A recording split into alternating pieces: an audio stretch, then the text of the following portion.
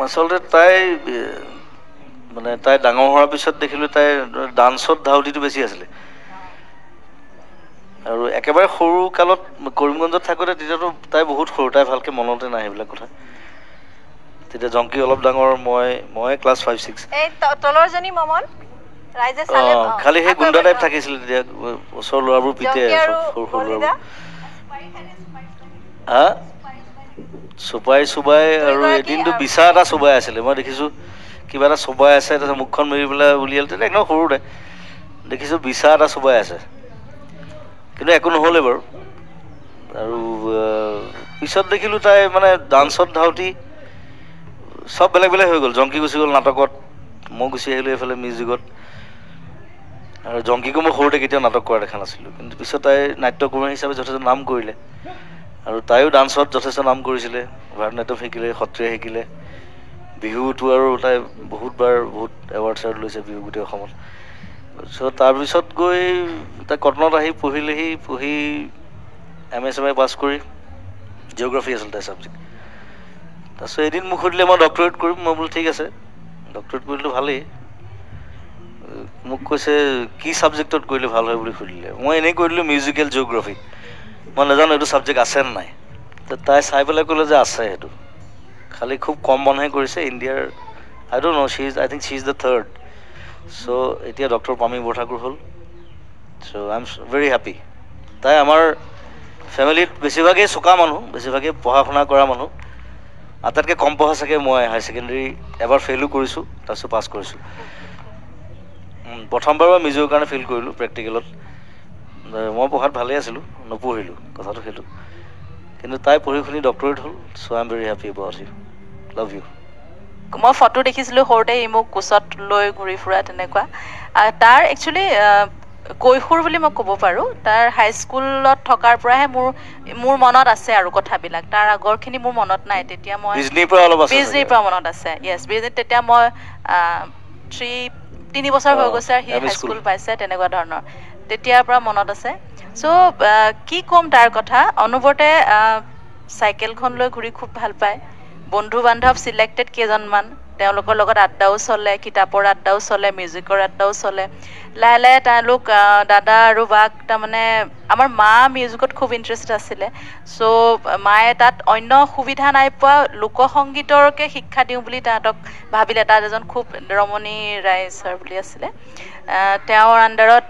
তেওঁ লোকসংগীত শিকায় গধূলি আহে আৰু মানুহজন তেওঁ হেণ্ডিকেপ্ট আছিলে তেনেকৈ ক'বলৈ মোৰ বেয়া লাগে তেওঁ নিজে ৰিক্সা চলাই আহি নিজে ষ্টেপত উঠি আমাৰ ধুনীয়াকৈ মায়ে গাড়ী বনাই দিয়ে তাত তাহাঁতক গান শিকায়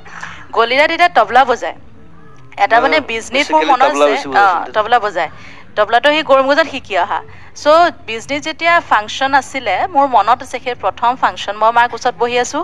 বাক মানে জবৰদস্তি মায়ে কথক নাচিবলৈ দিছে আৰু বা নানাচে ড্ৰেছ চেছ কৰি তাইক ষ্টেজত থিয় কৰাই দিছে আৰু দেই মুখ চুক উফন দি লৈ পেলাই একদম ৰৈ আছে আৰু গলিতাই তবলা বজাইছে প্লাছ আৰু গোটেই বলখিনি গানটো গোটেইখিনি গলিতাই গাই আছে আৰু তবলা বজাই আছে আমাৰ কাৰণে সেইটো এটা ৰেগুলাৰ ভিজুৱেল আমি সদায় দেখোঁ সি সেইটো কৰে আমি নাজানো যে সেইটো বৰ ডাঙৰ কথা একচুৱেলি তেতিয়া মানুহে খুব প্ৰশংসা কৰিলে তাক মানে যে এইটোতো সাংঘাতিক ল'ৰা তবলাও বজাই আছে বলো গাই আছে গোটেই গানটোও গাই আছে কথকৰ এইটোতো সাংঘাতিক আৰু তেতিয়া সি সৰু 5-6 মানত আছিল ন তই তেনেকুৱা বিজনী তেতিয়া সেই প্ৰগ্ৰামটো তেনেকুৱা 7 সৰু ল'ৰা তাৰ পাছৰ পৰা মানে সেই মাহঁতেও দেখিলে যে তাক আৰু এনকাৰেজ কৰা যায় তেতিয়া নতুন নতুন ইনষ্ট্ৰুমেণ্ট দেউতাই আনি দিয়ে যি আনি দিয়ে এটা মোৰ মন আছে সি ইনষ্ট্ৰুমেণ্টটো ল'ব আধা ঘণ্টামান সি চেষ্টা কৰিব তাৰপিছত তাত ধুনীয়াকৈ সি মিউজিকটো তাত উঠাব পাৰে তাৰমানে মাউথ অৰ্গেন এটা দিলে অলপ দেৰি মাউথ অৰ্গেনটো চোৱাৰ পিছত ধুনীয়াকৈ তাত গানটো বজালে মেণ্ডলিন এখন আনি দিছিলে কীবৰ্ড তেতিয়া সৰু কীবৰ্ড কেচিঅ' আছিলে আনি দিছে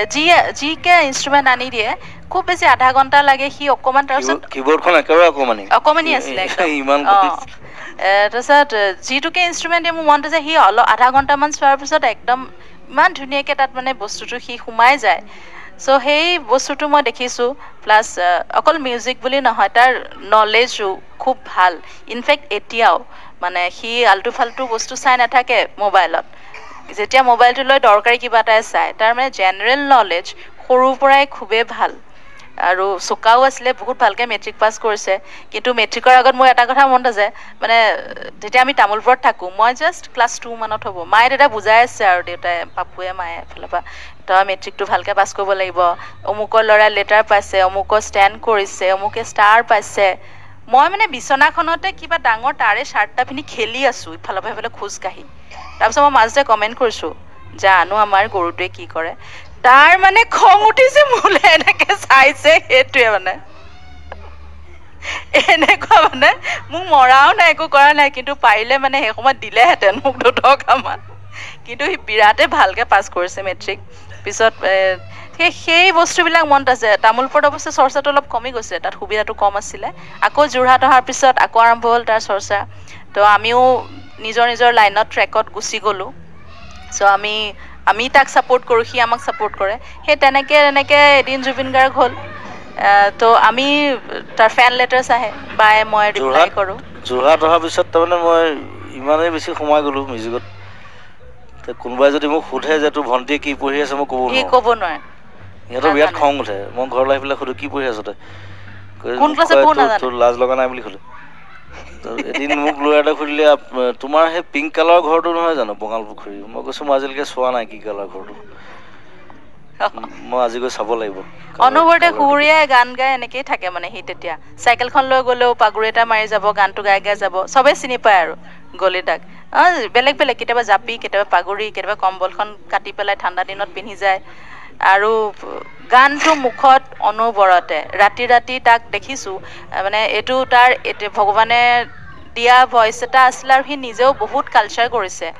মই নিজে দেখিছোঁ, ৰাতি সি ৰাতি 12টা বজাৰ পৰা ষ্টাৰ্ট কৰে ৰিয়াজ, ৰাতিপুৱা 3টা-4টালৈকে কৰে বন্ধ ৰুমত হাৰমনিয়ামখন লৈ, নিজৰ ইচ্ছাত দিল খুলি মানে গান গায়। মই সেইটো দেখিছোঁ কনষ্টেণ্ট। সি 2 বছৰ সেই বস্তুটো কৰিছে। য়োগা কৰে, আমাৰ সৰু কুঁৱা এটা আছিলে, তলত ইটা পাৰি পানীৰ তলত সোমাই থাকে, আৰু আমি পাৰত ৰৈ থাকোঁ হা, টাইমিং চাবলৈ, কেইমিনিট সোমাই আছোঁ কবি। অলপ দেৰিৰ পিছত দেখোঁ ল'ৰাটো সোমাই আছে, নোলাই, আমাৰ চিঞৰ মাৰি দিওঁ মানে, ইমান দেৰি হ'ল, ওলা এনেকুৱা। পানীৰ তলৰ কথা কওঁতে মনত পৰিছে, এদিন সোমাই আছোঁ পানীৰ তলত বহুত দেৰি, যিহেতু মানে মই উশাহটো প্ৰেক্টিছ কৰোঁ কিমান দেৰি বন্ধ কৰি ৰাখিব পাৰি। তো হঠাৎ চকু মেলিছোঁ, দেখিছোঁ ওচৰত সাপ এডাল ঘূৰি ফুৰিছে, এনেকৈ ধৰা সাপে হ'ব চাগে, পানীত ধৰা সাপে থাকে। মোৰ একো দিগদাৰ কৰা নাই, মই সাপ এতিয়াও ভাল